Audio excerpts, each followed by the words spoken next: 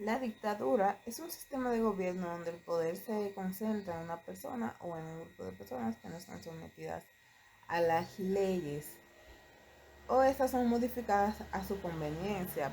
Por lo general, el dictador no permite la oposición y tiene el poder y autoridad absolutos.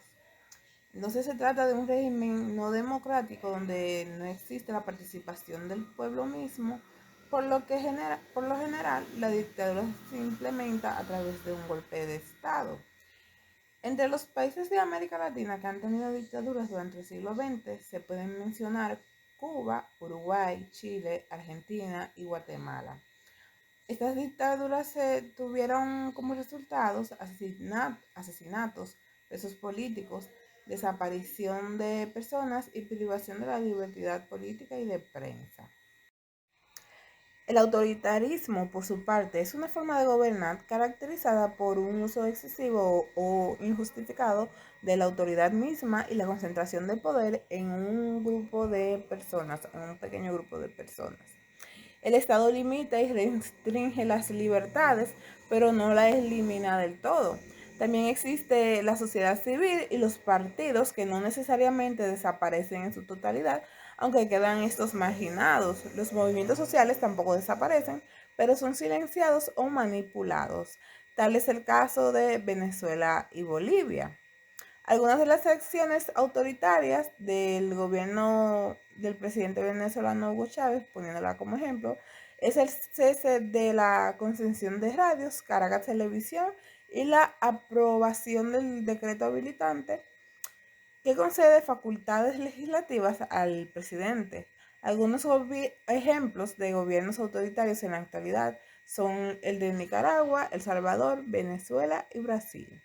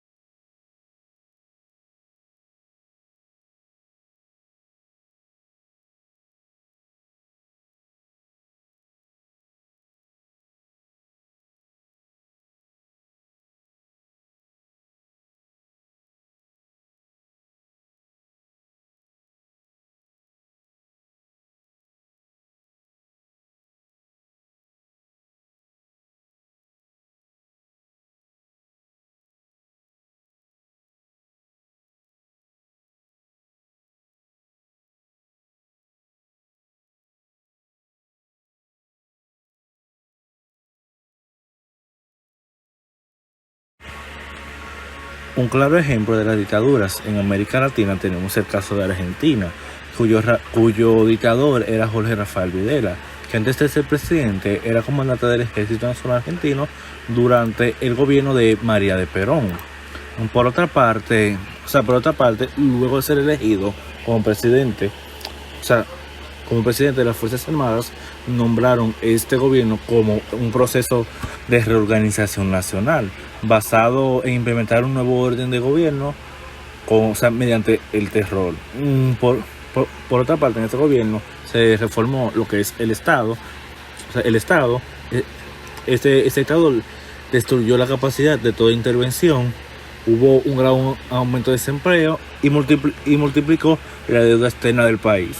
Por otra parte, tenemos el caso uruguayo, cuyo dictador era Juan María Bordaberry, el cual asumió la presidencia en 1972 mediante el voto popular, que es considerado el primer dictador de la nación uruguaya, con el apoyo de los militares que en conjunto, las fuerzas militares o las fuerzas armadas al poder político realizaban torturas físicas y psicológicas con todo enemigo al gobierno. Por otra parte, este eliminó todos los poderes del Estado, lo dividió en sí. Y los altos cargos militares fueron sus grandes aliados. Otro de los casos tenemos el de Paraguay, cuyo dictador fue Alfredo Stroessner, el cual fue un dictador político militar considerado como el gobierno más, o sea, el gobierno dictatorial más largo de toda América, o sea, de toda América, durante lo que es el siglo XX. Este gobierno se caracterizó por, o sea, por la gran violación de los derechos humanos por 35 años. Por otra parte, este gobierno perseguía y asesinaba a todo opositor. Se retiró la prensa de los medios y hubo un gran cambio en lo que es el sector económico. Por otra parte, tenemos el caso de Chile, cuyo dictador fue Augusto Pinochet, que durante este periodo fueron cometidas, o sea, grandes violaciones a lo que son los derechos humanos, al igual que Paraguay. Pero o sea, en el caso de Chile se limitó la libertad de expresión y se suprimieron los partidos políticos, y el Congreso Nacional fue básicamente desbaratado o disuelto. Tenemos el caso de la República Dominicana, cuyo dictador fue Rafael Leónidas Trujillo. Su gobierno se caracterizó por ser anticomunista y hubo una gran represión violenta a toda oposición dominicana. También se le brindó un gran culto hacia su personalidad y los derechos civiles y de los ciudadanos fueron muy violados durante 31 años. También tenemos el caso de Bolivia, cuyo dictador fue Hugo Banzer, que su gobierno perpetuó en los actos de corrupción muy sonados en la región. Su gobierno participó además en lo que es el Plan Cóndor, el cual fue un operativo de represión antiizquierdista, instrumentado por otros gobiernos militares de América Latina, tales como Brasil, Argentina, Paraguay, Uruguay e incluso Chile. Podemos reconocer en la mayoría de las dictaduras patrones específicos, como que se ubican en contextos, en periodos temporales similares, y en especial la presencia de golpes de Estado para poder poner fin a este tipo de dictaduras. Tenemos el caso de Perú con Juan Velasco Alvarado entre 1968 y 1975 con ideas nacionalistas, y en Ecuador a Guillermo Rodríguez Lara del 72 al 76, quien de igual manera fue derrocado por José María Velasco Ibarra. En el caso colombiano tenemos a Gustavo Rojas Pinilla entre 1953 al 1957, siendo militar, ingeniero civil y político. De igual manera, tras un golpe de Estado a cargo de Laureano Gómez, perdió su mandato y sus obras de gobierno se centran en obras de infraestructura, y en el caso nicaragüense al famoso Anastasio Somoza García, que viene de tener un poder con un parentesco familiar a cargo de su padre y su hermano. En el caso venezolano tenemos al dictador Marcos Pérez Jiménez, quien gobernó entre el año 1953 al 1958. Su poder culminó con un golpe de Estado y de igual manera era parte del cuerpo militar de su país.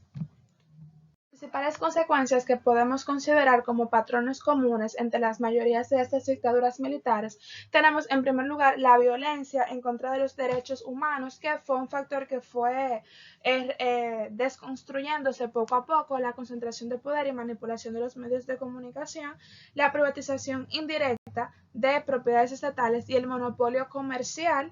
También el surgimiento de problemas de desempleo, analfabetismo y mortalidad infantil en países donde esto afectó a esta población directamente, como es el caso argentino.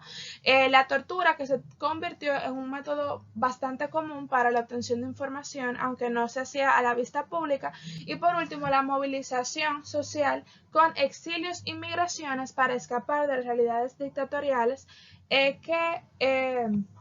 llevaron a esta realidad y que culminó con muchas personas fuera de sus países, y también la desaparición de muchos ciudadanos que representaban una amenaza para este tipo de regímenes.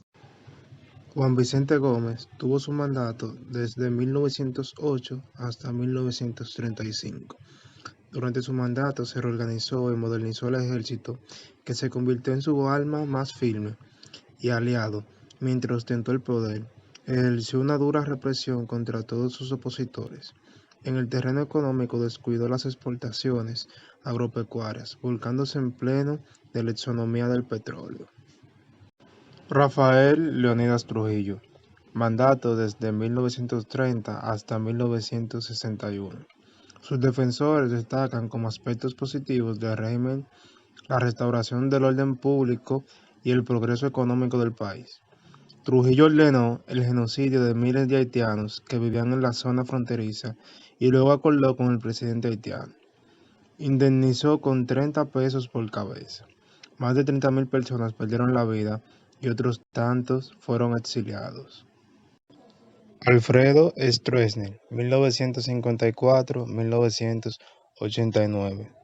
Se había unido al ejército a los 16 años y en 1947 desempeñó un papel importante en la victoria del Partido Colorado. 20.000 personas fueron torturadas y alrededor de 400 fueron muertas. Stroessner retuvo el control político, disolviendo el parlamento, prohibiendo los partidos de oposición y propulgando el Partido Colorado. Porfirio Díaz, 1876 hasta 1911. La dictadura de Díaz duró 31 años.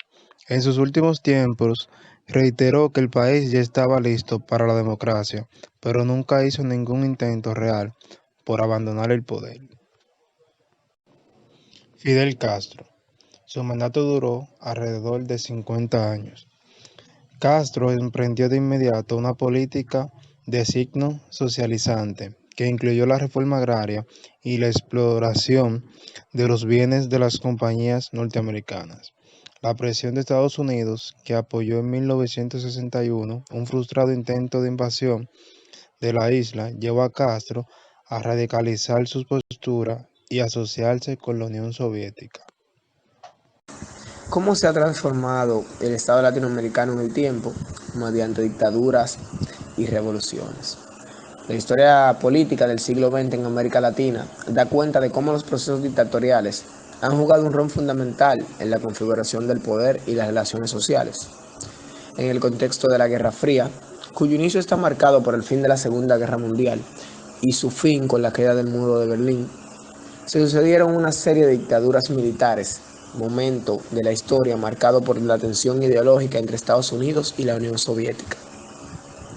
En función de esto, la historia política de América Latina se solía concentrar en analizar aquellos procesos dictatoriales y los genocidios relacionados, pero ya con el fin de la Guerra Fría y las diversas transiciones a la democracia, motivadas por factores como la falta de legitimidad de los regímenes militares y las movilizaciones sociales, fueron emergiendo nuevas temáticas. Dentro de ellas, cobró gran valor la promoción de la defensa de los derechos humanos y las nuevas formas de socialización. El rol que debe ocupar el Estado en un contexto cada vez más neoliberal. También los sistemas de partidos imperantes y los movimientos sociales emergentes.